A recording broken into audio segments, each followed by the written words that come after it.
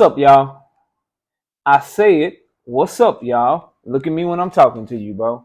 Nah, I'm just messing with y'all, man. This is your boy Knockout Boxing 86 TV, and we in here. So check this out, bro. Before we get going on our video, smash the like button, subscribe to the channel if you're new here, share the video, turn on your notifications, and go follow me on Twitter at KOBoxing86TV. If you got a breakdown or a prediction you want me to do, knockoutboxing86 at yahoo.com is the email. And don't forget about our live shows, live every Wednesday and Thursday night, 7:30 p.m. Central Time. Live every Sunday morning with the Singing OG KQKC Boxing Network. Sunday mornings 9 a.m. Central Standard Time. But let's get it popping. Let's get into our video. And today we gotta do some fight predictions, bro. We had some fights canceled. Obviously, everybody know about Clarissa Shields and Savannah Marshall. You know what I'm saying? And Alicia Baumgardner and Michaela Mayer in their whole card. I was looking forward to breaking down and predicting those fights. All the studying was done, but stuff happens, but we still got some great cards going down. It's a Shobox card tonight that we're gonna highlight, as well as doing the main event fight from the ProBoxTV card that's going down tonight. And some upsets in my opinion. I think it's some fights on this card where I think the odds are a little wrong, and we picking a couple of upsets this week, and we'll see how we do on the upset alert. But we got Otar Eronesian versus Cesar Juarez. This is the main event on the ProBoxTV card. It'll be free to watch on YouTube. Otar Eronesian is minus 2,000 favorite, plus 850 for Cesar Juarez. Eronesian is 29 years old, out of Georgia, Orthodox fighter, 5'5", 11 wins, no losses, 6 wins by way of knockout. You got Cesar Juarez, plus 850, as I said, 31 years old, Orthodox fighter, 5'6", 68-inch reach, fighting out of Mexico, 27 wins, 11 losses, 20 knockouts with 4 wins. And he also has been knocked out 4 times, so got a lot of chin issues there. And it's because Cesar Juarez is the type of guy, man. When people say Mexican-style fighter, this is what they're talking about. Looking to bang, willing to just exchange with you, trade punches, kind of forgets about defense. And then when he does try to be defensive, it's just putting his hands up. No parries, no head movement, no foot movement, no different angles, just coming forward to you, allowing you to come to him. He just wants to trade punches with you and see who has the better power. So that's why he has 11 losses, because it's easy to outbox him. That's why he's been knocked out 4 times, because he's just so willing to exchange. He's been in a lot of wars, but pressure fighter, no defense with flat feet, minimal hand speed, not the best of fighters, if I'm keeping it real with you. For Eronesian, he's a very good inside fighter. Takes different angles, presses you, extremely physically strong, very relentless. He can wear on you if you ain't in shape. He fought a dude named Castillo, Starling Castillo, who's a good prospect, nice young fighter out of the Dominican Republic, I believe. It might be Puerto Rico, but I think it's the Dominican Republic. There was a southpaw that throws a lot of punches, got good power, got good volume, and Eronesian just went in there on that Showbox card and just broke him down, bro. He's really good with the angles on the inside, pressing on you, pushing you back, being physically strong, body work, uppercuts on the inside. And because of his style and Juarez style, I honestly believe that Juarez is just easy pickings for Eronesian. I forgot how long this fight is, but I thought I wrote it down, but I didn't. And this fight is I think it's an 8-rounder. Yeah, it's an 8-round fight. And I think Eronesian gonna put on a great performance. I'm surprised nobody's picked him up yet. He's a very good, and the fight is at the fight's gonna be at lightweight too. So yeah, man, Eronesian for me, the stronger inside fighter, better boxing skills. I think they'll get on the inside, and Eronesian's feet and his angles and the way he's able to still be defensive on the inside, just being a better inside fighter. I think he's gonna get the win, and I think he'll get it by he might get the knockout, but this guy Juarez has been knocked out a lot. I know it's only an 8-rounder. I wouldn't be surprised with a late stoppage. I wouldn't be surprised with a stoppage in like round 5, round 6.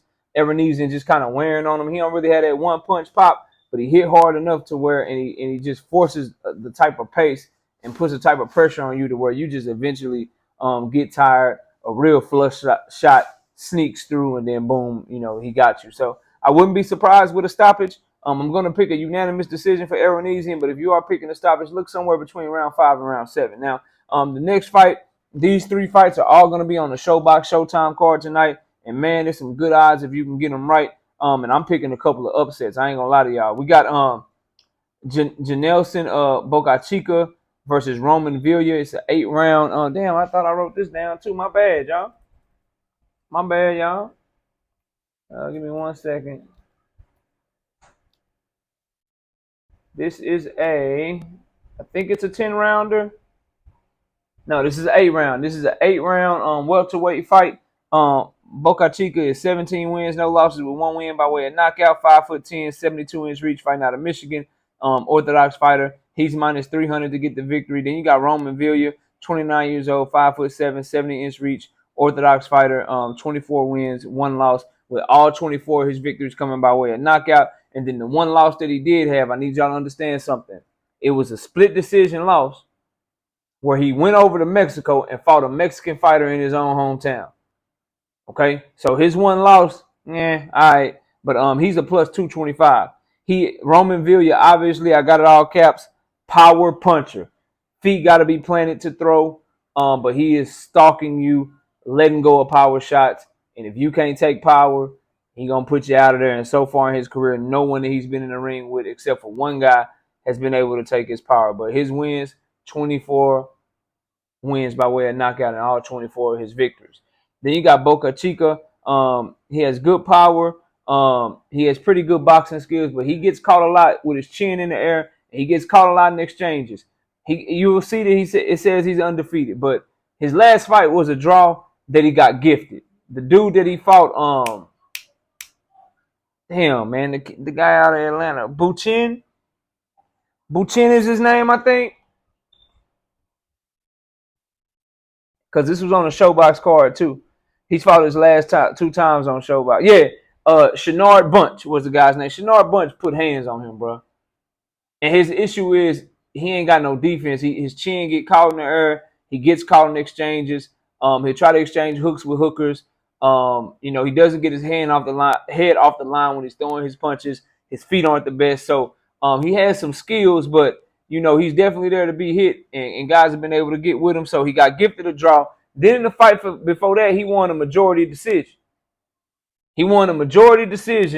And he was getting pieced up in that fight too. So he's coming off of 2, not so impressive performances.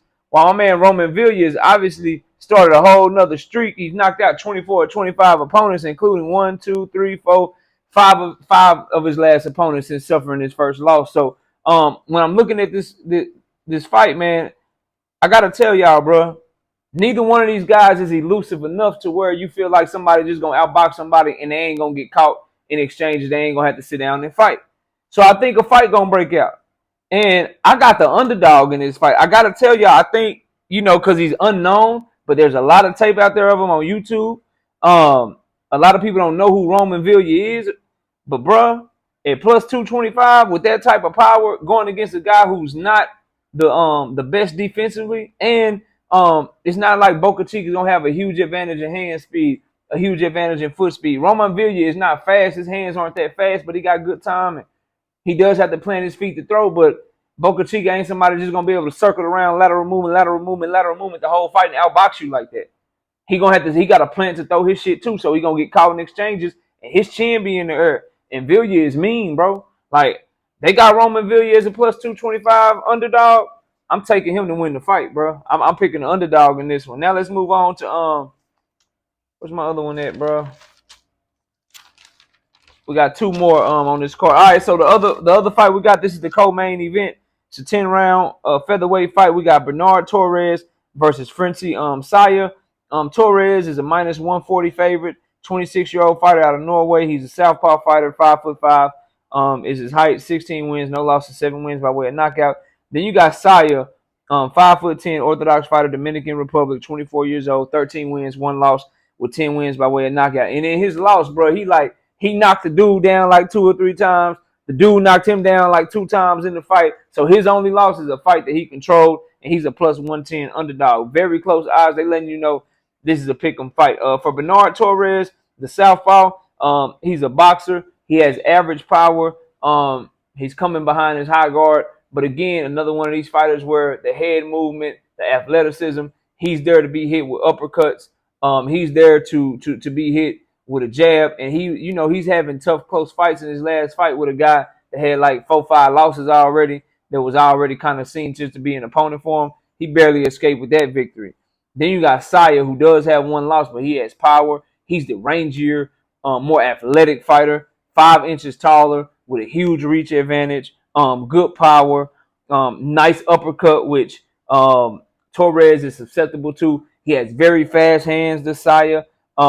He does get caught tall sometimes, so you got to watch out for that. And I think he's a fighter that's fighting a weight class or two too low at 5'10", trying to make 126 pounds. So that chin, that weight drain shit, man, that shit be looking suspect. Cause I watched like 3-4 fights of him preparing for this shit, and he got hurt in like all but like one of them, bro. Like you can wobble Saya, but he comes into fights in good shape, so he's able to weather the storm, and he can outbox guys, and he can recover once he gets hurt. The question is, if Torres don't hurt him, can Torres break the distance, close the distance, and outbox him and get through that reach and get through that length? And bro, I don't think he's gonna be able to. I think Saya is gonna be able to use his jab to score points effectively. He has fast hands. He's gonna be able to dig that left hook down to the body. He's gonna be able to catch Torres with some uppercuts when Torres is trying to lunge in. Torres is not, the head movement, the feet, switching different angles, finding creative ways to get on the inside. I just don't see that from him. And he was struggling in his last fight against a fighter that's not nearly as good as Saya. So with the odds so close in this fight, I'm picking another upset in this fight. I got Saya beating Torres. I think he's gonna outpoint him. It's a 10-round fight. I think he's just gonna get an early lead. I think he'll get an early lead in the fight because Torres is gonna have to try to find, that distance. He gonna get an early lead because Torres is trying to break the distance. I think he goes into round 5 up 3 rounds to 1, 4 rounds to 1, or 4 rounds to 0, I should say. And then the last 6 rounds, maybe Torres makes it close, competitive those last 6 rounds. But I think Saya will have built up such a good lead that he wins this unanimous decision, probably like 7 rounds to 3 for a score of 97-93. You know what I'm saying? So I got Saya in this one, man. I think it's some money to be made, man. I could be wrong on these, but I'm going with Saya, and I'm going with the other upset I gave y'all, Villa over Boca Chica. Now, last fight of the night, this is the main event: Joseph Adorno versus Hugo Roldan, 10-round, 140-pound fight. Adorno is a minus 350 favorite. Roldan is a plus 250 underdog. Adorno is 23 years old, out of New Jersey, 5'6", an orthodox fighter, 16 wins, 1 loss, 2 draws, with 14 wins by way of knockout. Roldan is out of Argentina, 29 years old, orthodox fighter, 5'8", 21 wins, no losses, 1 draw, with 7 wins by way of knockout. And Roldan is making his Argentina debut. The business of this fight, they want Adorno to win. Adorno is the guy that just lost by unanimous decision to Michel Rivera. They're giving him another shot on Showtime. This is a guy that was talented enough to have a top-ranked contract. His issue in his career has always been discipline. This is a guy that's missed weight multiple times in his career. This is a guy that, just for lack of discipline is what has caught him so far in his career. But hand speed, power, boxing skills, he has all of that.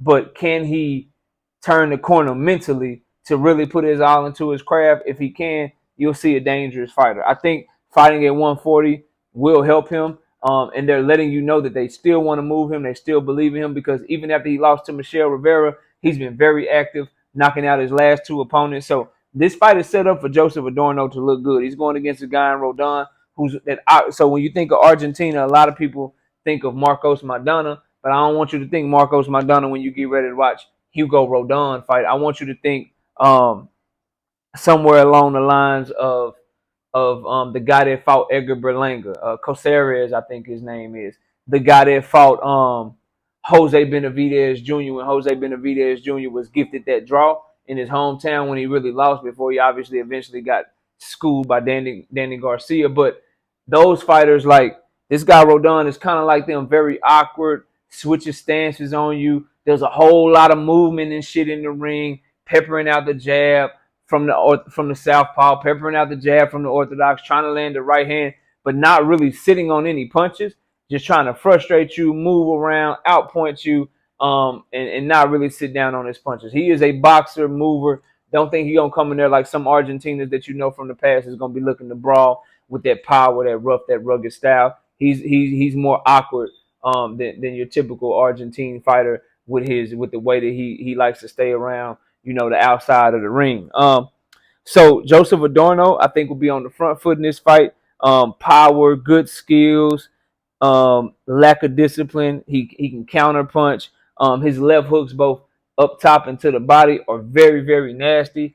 He fought to a draw with Jermaine Ortiz, who just beat up Jamel Herring and who was getting ready to fight Vasily Lomachenko. But he knocked Ortiz down early in that fight, had his nose all bloodied up. Adorno, again, struggled to make weight in that fight, and he kind of gassed down um, the back half of that fight in a fight where he knocked the dude down like 2 times, bro. That should have been something that he should have been able to capitalize on in an 8-round fight and win the fight. So I expect Joseph Adorno to do his thing in this fight. I'm not gonna lie to y'all. He's the more skilled fighter, more talented fighter. If the fight's close, he's the one, even though if it's close, that they're pushing, that they want to try to find a way to build back up, because he has a lot that he can probably offer to the sport, specifically the lightweight and junior welterweight division over there at Showtime. And that's a division where Showtime is looking for fighters, talented fighters, to go against the likes of a Gervonta Davis, a Frank the Ghost Martin, and guys like that. So, and Michelle Rivera is obviously, he already fought him. So, you know, in a division like 140 and 135 that Top Rank controls, a guy like this, Joseph Adorno, they're really trying to give him a shot, and I think he takes advantage of it, being the main event fighter here on Shobox tonight, and I think he gets the job done. I think he'll fight his way to a unanimous decision. It'll be a wide unanimous decision. Look for him to even probably hurt Rodon at some point, but Rodon is such a survivor. He's so unorthodox. He's so frustrating. I would imagine. Obviously, I ain't never fought him before, but I would imagine that Rodon is a frustrating fighter to fight, because he just don't sit still, bro. He just don't sit still. He always boxing, always on the move, switching stances, so you can't never get a good angle. You think you got the left hook, then it'll switch stances on you, and then you get used to it. You think you got the straight right hand down to a T, then it'll switch stances on you again. Just a very frustrating fighter, but I think the combination of him moving around the ring, not sitting down on his shots, Adorno going forward, landing. I see him just landing the cleaner, harder shots, getting those effective aggression points from the judges, and winning a unanimous decision. So there you have it, man. That's our picks for today. The Showbox card is tonight, Friday night, 8 p.m. Central Time. So y'all be sure to check that out. But we got 4 picks for y'all. We picked 2 underdogs, man. Let's see if we can go undefeated, get a couple of underdogs, to make us some money tonight, bro. But anyway, y'all let me know what y'all think. Comment down below, smash the like, subscribe to the channel, share the video, turn on your notifications, and follow me on Twitter at KOBoxing86TV. I appreciate y'all watching. Enjoy the rest of your day. And with that, we out of here. Peace out, y'all.